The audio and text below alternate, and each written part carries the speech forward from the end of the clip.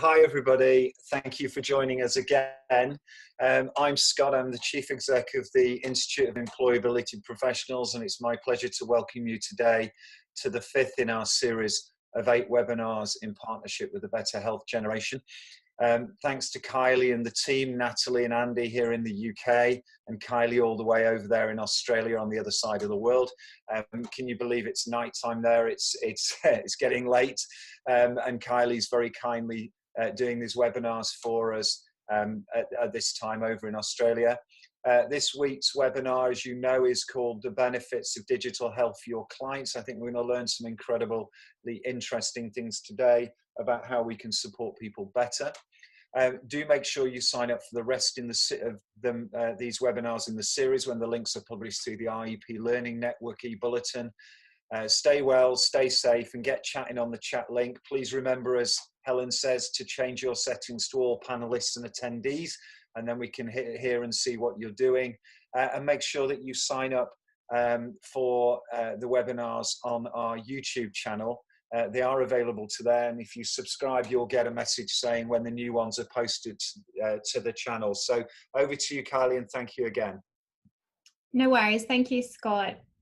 I think it's really great that people are using the chat. IEP definitely supports the networking of everybody who's on this line. So if you can get those settings correct, chat with some people that you haven't chatted with for a while, and let's see if we can squash this isolation through social connectedness via the chat. So as Scott mentioned, my name's Dr. Kylie Henderson. I'm a clinical psychologist.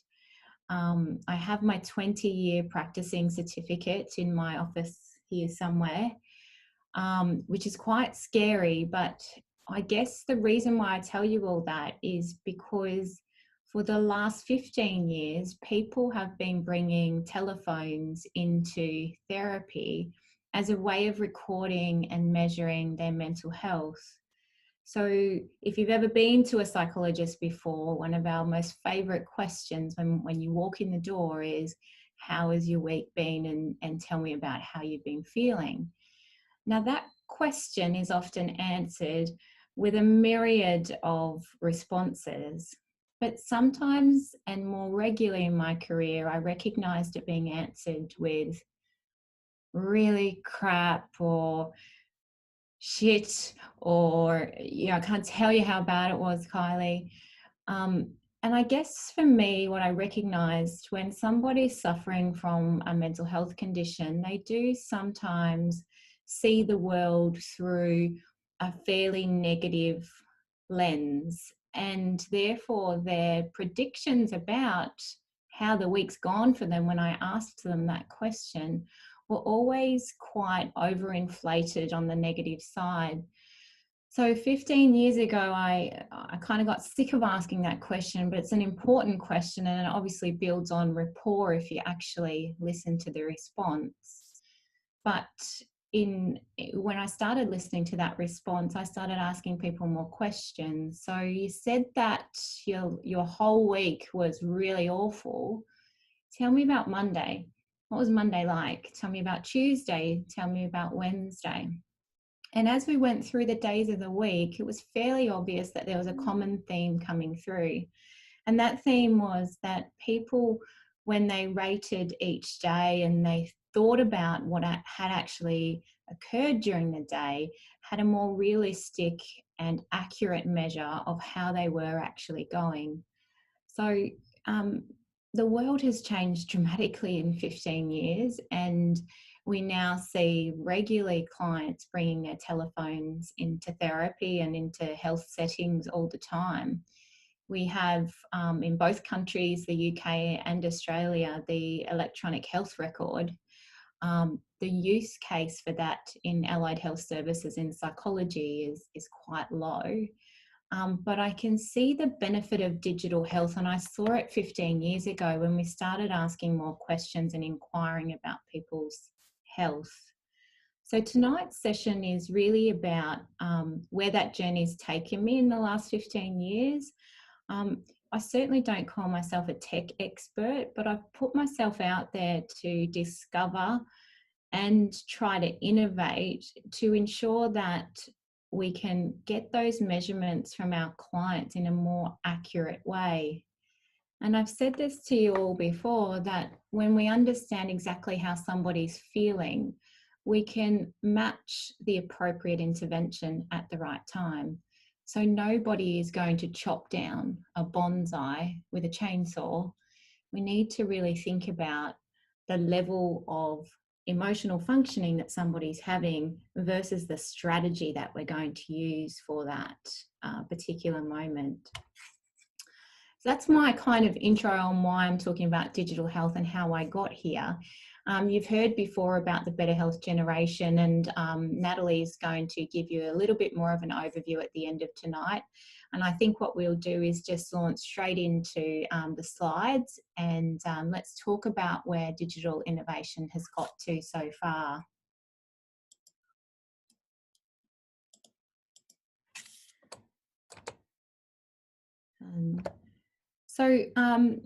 We're talking about tech, and we're talking about innovation. So I thought I might include these caricatures of the Better Health Generation UK leaders. So that's me on the left, Natalie in the middle, and Andy, I'm sure, is better looking than that, but that's the caricature of Andy as well. We use these pictures and images as part of our digital health brand, which is called Your Health Plus. And that's probably the main area of our business that I'll be talking about tonight and drawing on their expertise. So let's talk about innovation in health overall, because mental health is part of the health sector. What's going on there? I just want to give you a quick update on what's going on. We've got these most amazing robotics and innovations where we have surgeons in the UK going out to small regional locations, providing surgery through robotics while sitting in their offices in London. I mean, that is pretty amazing to me, that we can be doing that in small, vulnerable countries, not just in regional areas in London. We have a range of biosensing wearables, and many of us have probably got an Apple Watch or a Garmin or a Fitbit. But we're also using that in the inner soles of shoes to help measure things like our blood pressure, our weight and our balance. You know, we've got the inner soles in shoes are working for assisting the elderly in their homes to make sure that we monitor that they're still standing up. We obviously have digital hearing aids, which have significantly improved in the last 20 years.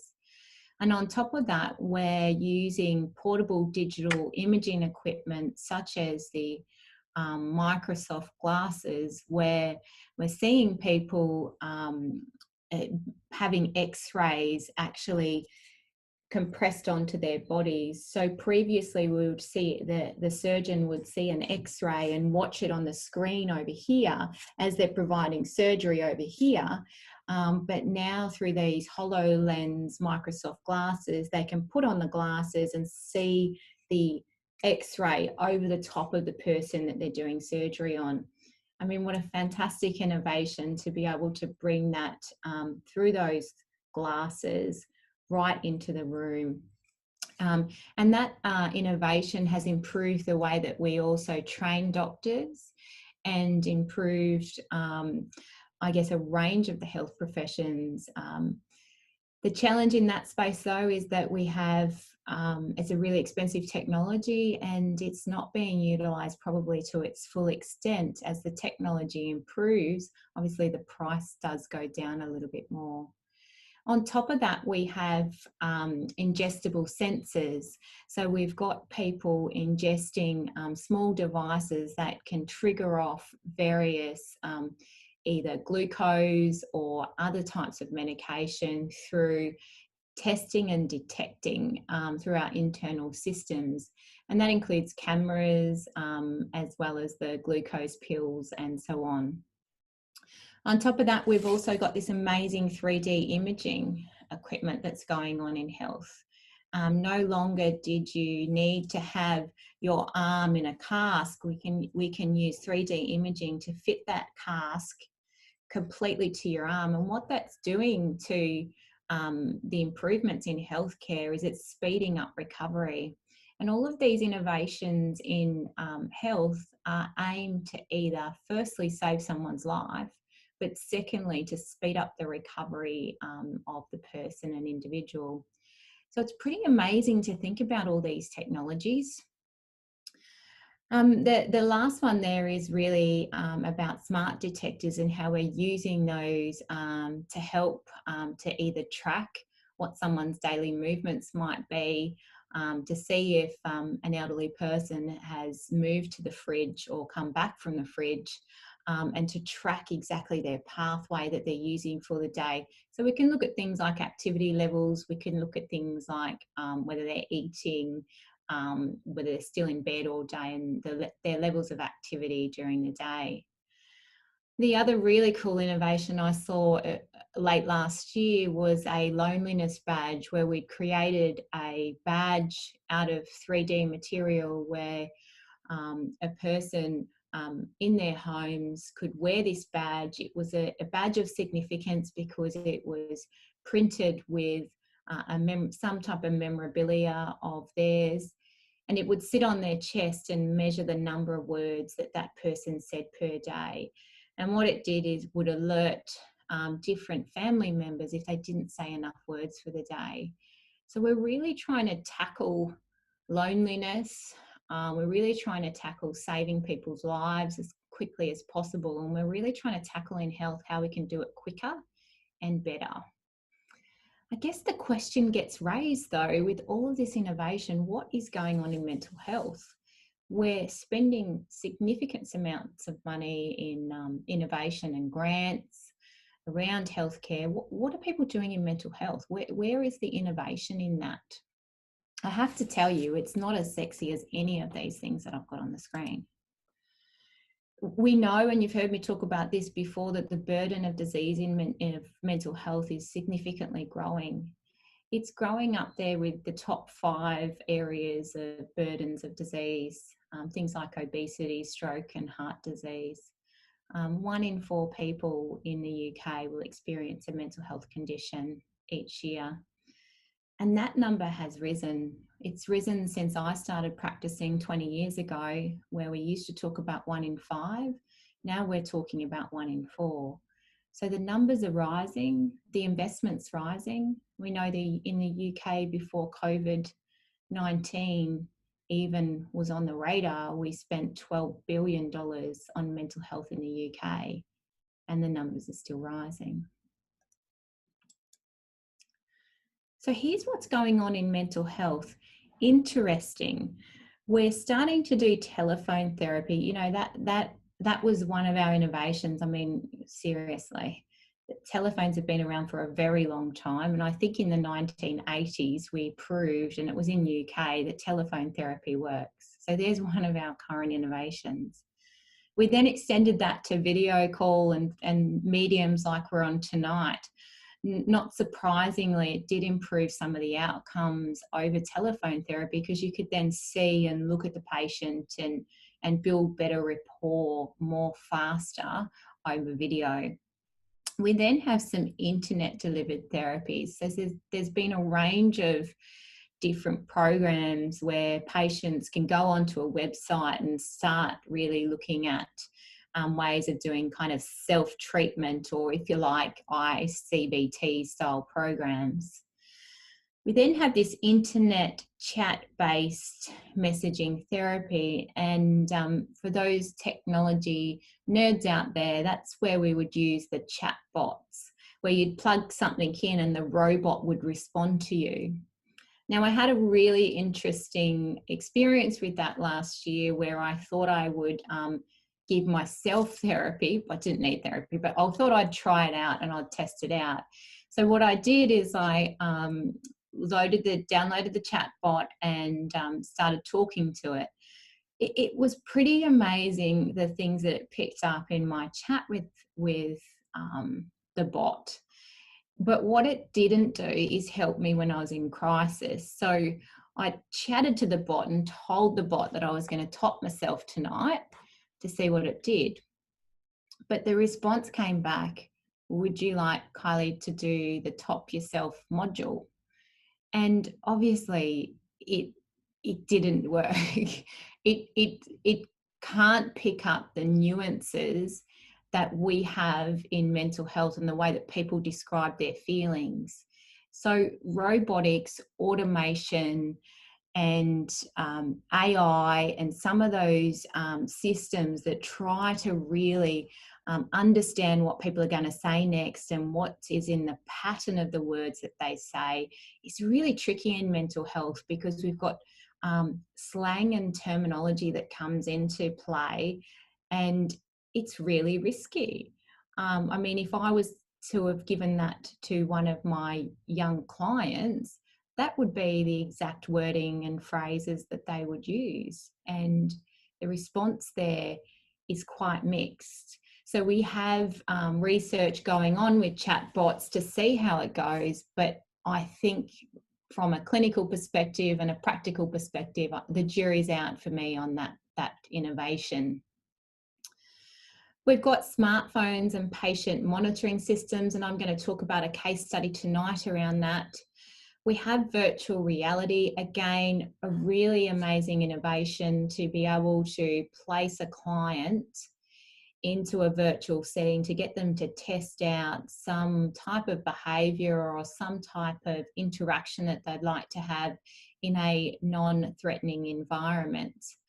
The technology there is pretty fantastic when you think about how it could be applied to our work setting. We could really have a virtual workplace that we have people moving into that workplace via their virtual glasses and building their work capacity, whether it be their communication capacity or their physical capacity, in that setting with a health professional watching them. So I've seen some really cool back care programs where we've got someone virtually walking into a warehouse and doing the lifting and standing as they should do, not as they had been in the past, and their behaviours can be corrected immediately through that technology. Pretty exciting stuff, but pretty expensive stuff too, because when you start to simulate a workplace, you can imagine the multiple different types of workplaces there are, and how we ever get to a place where there are 200 or so options for a job seeker to choose and to practice in, I'm pretty unsure how we'll get there. The other part about that is that to make it really effective, virtual reality needs to look and feel like real people, not like you're in a comic series.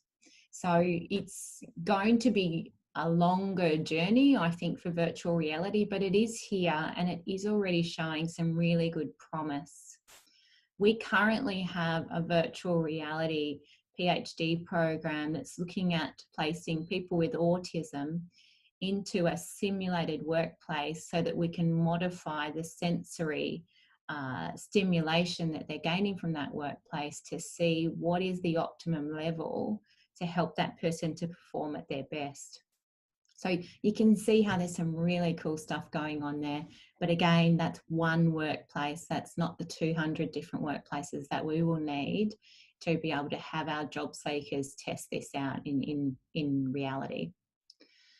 We've got social media and gaming. The jury's a little bit out in the research on this one too. So we've used gamification to help young people to start addressing their mental health.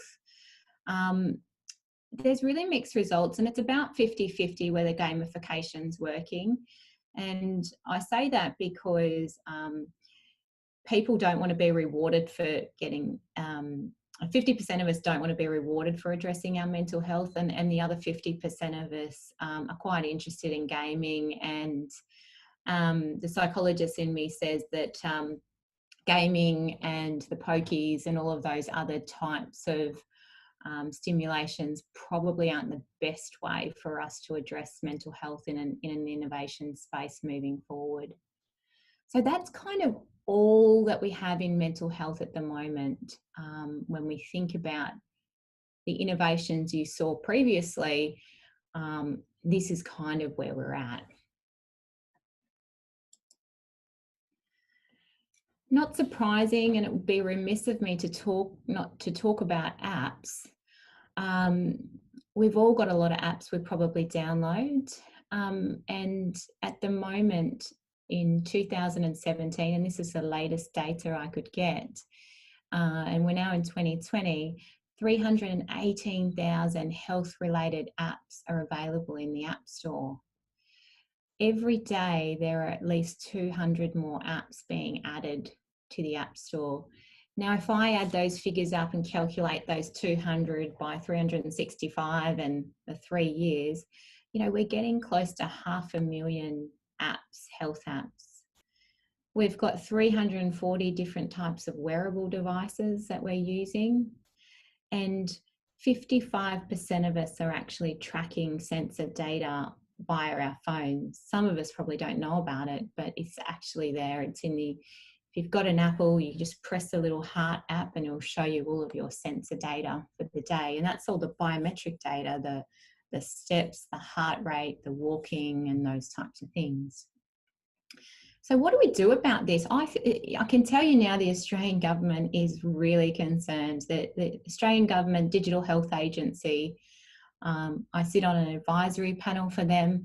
They're really concerned about health apps because they know that an app coming out of the middle of, I don't know what country, some random country, and sitting into the Australian Apple Store with no efficacy and no evidence to say that it works is a worry, and it's a concern to the government because they don't want to be held liable for somebody using these apps and something going seriously wrong, like the Top Yourself module that I did.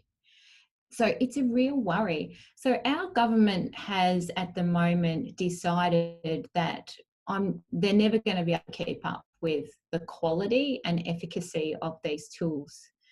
And as part of that, they've decided to start investing in developing quality measures for apps. So rather than rating each of these 500,000 apps that are available in the App Store, they've decided they'll find a measure to try to educate consumers, and that's you and me, on what is a really good mental health, digital health app. So the University of Queensland is currently driving that project with the Australian government in Australia. So it'll be interesting to see what they come out with. So let's talk about a case study though. Let's talk about how you might apply digital health into the different settings that you're working in now. Here's what we did in our case study to see if it works. We looked at 2 different populations. We looked at, I'll just annotate here for you. We looked at one population just receiving face-to-face services, and we looked at another population that was receiving face-to-face services, but also receiving a digital health app. So the idea was that we would see improvements in the second group because they had more touch points to address their mental health than the previous group that just had the face-to-face. So if you liken this to employment services, it might be you've got your weekly or fortnightly or monthly in some areas face-to-face sessions. We'll continue those face-to-face sessions, but we'll also add in Your Health Plus to increase the engagement and the access and the touch points that we can have with people. So here's what we did in this study. I'm sure you're not going to be surprised by the results when you compare face-to-face versus face-to-face plus digital health. Here's what we did. We gave the advisors a dashboard, and that dashboard measured all of their clients' well-being and their confidence returning to work. The job seeker had an app that they used, And within that app, they were able to do mental health, wellbeing, vocational and educational programs. If they needed, they had a health professional that they could virtually dial in to chat about these activities and events, because remember I said before, technology is not going to solve the problem. It's going to need to be an adjunct to what we do in face-to-face therapy. So we had that support mechanism there waiting if we needed it. So I guess the client in this case had access to daily rating their well-being and their mental health.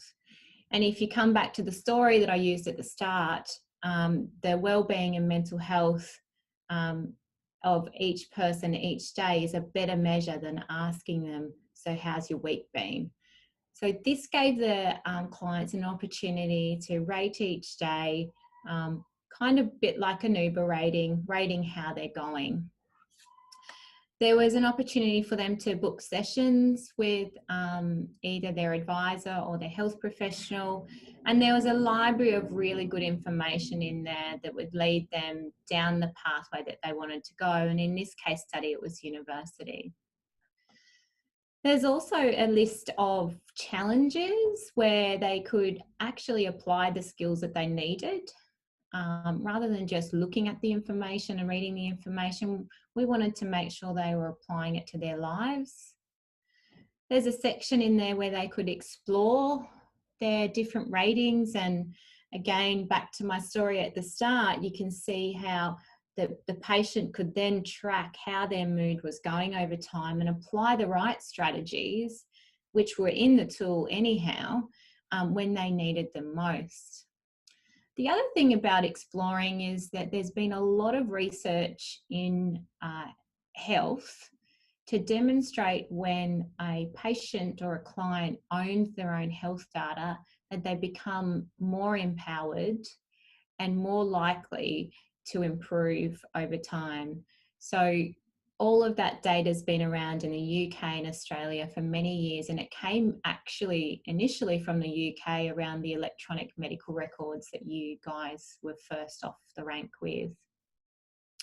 There's also some tools that we gave the job seekers tools that they could use. These were things like mindfulness tools or helpful thinking tools, time management tools, a range of tools that they could come back in and use as often as they'd like. And if they wanted to develop an action plan, they could have developed an action plan. So here's some of the different library content that we gave them. Some of the different well-being, healthy eating type programs. Some of the different tools, I mentioned meditation, but this one's also a breathing tool that they could come in and practice as many times as they wanted. Now, what were the results? Let's talk about the results. When we added digital health, what we found compared to just face-to-face was that we improved well-being by 17%. After a 3-month period, the group that received face-to-face intervention and Your Health Plus had a 17% increase in their well-being compared to the other group. We knew that they were accessing, and whenever they did access Your Health Plus, they were doing that for approximately 7 minutes. So it was a quick touch point, but it was a quick regular touch point that they could have where they were addressing their well-being. This also led to an increased empowerment. They felt more empowered to do something about their mental health and their well-being. And again, that research has been around for a long time when we look at the electronic medical records. Interestingly, we saw that this group overall, on average, their mental health symptoms decreased by 9%. Now, for any of you out there that have had the time to read my PhD, when you significantly change your mental health symptoms, it increases the speed that you would go back to work. So to me, decreasing symptoms means that, and it sounds all backwards because it says decreasing symptoms, but when you report how depressed you are, you would normally say, I'm 90% depressed, or I'm 70% depressed, or so on. So this is decreasing depression by 9%. And when we do that, often you'll see moods stabilize for a little bit. And it's at that opportunity that people can return to work. And we see that happening because we don't need to cure someone's mental health to get them into work. So the case study really proved to us that there was something that we could do, and very little amount of time, but increasing touch points by 7.46 minutes to improve someone's mental health on top of what we already do face to face. So to summarize digital health and where we're at, before COVID-19, the UK government spent £12 billion on mental health. We already know, and we are predicting, a second wave of a pandemic is coming. And it's coming because of the fallout of jobs. It's coming because of the change, the loss of status, and the multiple rippling effects that isolation, shutdown, and all of these events have had on our lives. So in psychology, we're calling it a second wave. And I'm really concerned what that means from a spend perspective, what the government's thinking. And I'm not sure what your government's thinking. It's not clear to me in the media what's going on around mental health and what we're calling in Australia, certainly the second wave. The challenge we have, though, is that we are on the forefront of this. This will be, we will see more unemployed people than we'll ever see, I think, this year. So how do we help? What do we do about this? I think one thing's for sure, when it comes to mental health, it is not just the health department's issue. It is not just a psychology issue. It is an us issue. We have to all work together to be able to provide our bit to help people. There's certainly room for innovation. There is room for innovation with proven digital techniques. We need to start thinking about, and as someone said to me recently, the genie is out of the bottle now. We're all communicating digitally. Isn't it fantastic? It's only taken this significant event in the world to have us all be okay with technology and be getting therapy through technology. I mean, it's fantastic. But digital tools will increase access. If we include digital tools in our service delivery models, we can access more people. And guess what? We're going to need to. We can also means that we can help clients improve faster. You saw the data. It works. It helps people to get better faster. And lastly, how much more powerful can we be when we give people evidence-based tools and they take ownership of it? When clients and patients take ownership over their mental health, they get better. It's about self-actualization. When they feel they can do something about it, they become self-actualized, and their mental health changes in that moment. So that's about all from me around digital health. I wanted to give you that overview of what's going on in the broader sector, what's coming up, what are the opportunities on the market at the moment. If you're looking at innovation, what should you be looking for? What's the research saying? Stay away from robots just at the moment when it comes to mental health. They're working in surgery, but they're not working at the moment in mental health. I hope they do at some point, but follow the evidence and check the evidence. If any of you have access to Mendeley, it's a great place to research and look at the articles coming out of universities and some of our departments to show you what the efficacy of some of these tools are. So traditionally, universities are a little bit slow to the market, and what we find in publications and research is that the technology is about 3 years old, because by the time you do the study and then you publish the results and then it goes to a journal and it gets published again. And there's a bit of a lag. So be mindful of that when you're reading papers, that technology is changing really fast and sometimes journals are not keeping up with that. So we need to look to other sources. Before I move on to the Q&As, I just thought I might invite Natalie Keating, our CEO of the UK, to just have a quick speech about an introduction to the workshops that we presented and introduced last week. So Natalie, do you mind joining us? Yes, the video will not, I can't seem to come on video. It's just not allowing it. It's saying because I'm not the host, I can't actually switch my video on, but hopefully you can hear me because I've the mute, that's not a problem, but the video will not switch on. Okay, so we're going to be running two sets of programs. One is appropriate for job seekers and it's based on the Thrive model. The courses are going to start from the 12th of May, and there's also going to be a program that's appropriate for employability staff. And we've set those around lunchtime, so staff learn and lunch session. So they're going to be running at 12:30 until 1:30 for staff members, and the job seeker program will run at 11 a.m. until 12. The idea of the program is to support staff, whether that's a trainer, and generally they would normally operate as an advisor or a support manager. And the program is to support you with your clients in this time that we are operating in at the moment, helping you to build the rapport, the goal setting, resolving conflict, and I suppose how to get the best from yourself to give to the client using telephone video services as we are at the moment. And the program is six sessions across 6 weeks. It's £25. And we have got limited numbers. We did launch it last week and we've had a lot of interest since then, but we are still, the program is still open, so if you're interested, please contact myself or Andy so we can book you onto that.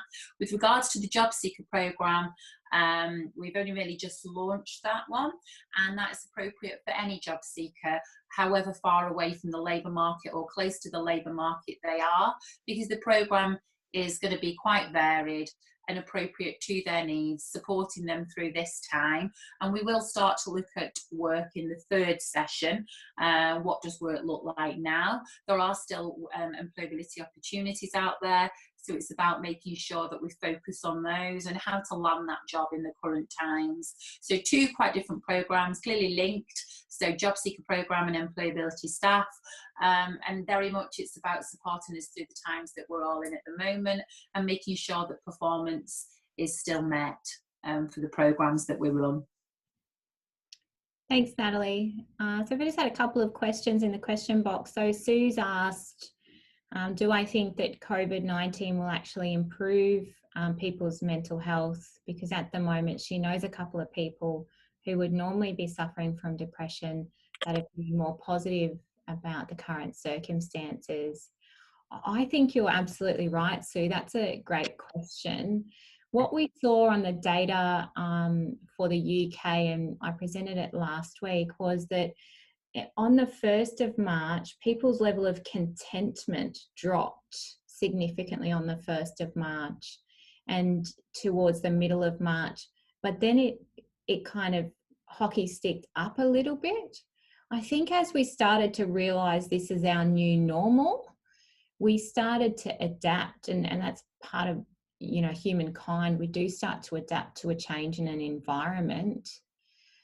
But what I fear for the people that might have a mental health condition, and not just a sadness, and I've talked before about the difference between the sadness about the current circumstances and a mental health condition, is that right now is a fantastic distraction where everybody's in the same boat. But when things do go back to normal, and it won't be normal, it'll be a new normal, that'll be when some of our peers and colleagues and clients are most at risk, because they'll see other people going out to work, they'll see other people starting to bounce back, and they might not be. So I hope that answers your question, but I think you're absolutely right. There are certainly some people whose mood has become more elevated as we adjust. What are the safest options for digital solutions? In relation to digital solutions, London and the UK is exactly the same as Australia. The speed and rate of new solutions on the app stores is scary to me as a clinician. And the other part about that is that on the App Store, it just shows you how much people like it. It doesn't show you whether it's effective or not. And that's really worrying, because when you do search, and there's another question about searching for Your Health Plus, when you do a search on the App Store, it shows you the app that people like the most first. So liking it doesn't necessarily mean that it's changing their mental health or improving them over time. A good example of that is the Calm app. It's the most popular mental health app in Australia. It only does meditation. Those of you who know about the treatment of mental health, meditation is only one element of a toolbox of 100 different therapies to try. So if you wanted to try a safe option, look for things like the CE marks. Look for things that demonstrate quality, and ask for the evidence. Ask for how it's working. And someone's also asked about Your Health Plus on the App Store. We don't have Your Health Plus on the App Store because it's not designed to be an app that somebody would just download from the App Store. At the moment, we use Your Health Plus in Australia with employability providers, apprenticeship providers, universities, and it's more a product that goes kind of B2B rather than probably B2C in that space. And the reason for that is it's customizable, so we can customize it to each apprenticeship provider and what their needs are. Any other questions, Helen, that I might have missed? No, you've covered all of the questions that we've had today. Thank you, Kylie. That's okay, guys. Next week, we're doing a presentation that's about you. We're back off clients and we want to talk about resilience and emotional intelligence. I've already drafted the webinar for next week, and I'm including in that webinar an assessment of your level of emotional intelligence. Don't worry, I'm not going to ask you to report in the webinar what your score is. But we'll be giving you some tips around building emotional intelligence, as well as assessing where you're at and helping you to develop a plan around that. As you all know, emotional intelligence builds resilience, but it's also a fantastic skill to have for relationships, leadership, management. So I'm really looking forward to next week. We're kind of flipping back to providing something for you so that you can help more clients in the long run. So thank you, IEP, again, and thank you, Natalie and Andy. That's over and out from me, but I will leave the chat on because I know that people like chatting. So we'll leave that on for another 10 minutes. Thanks, everybody.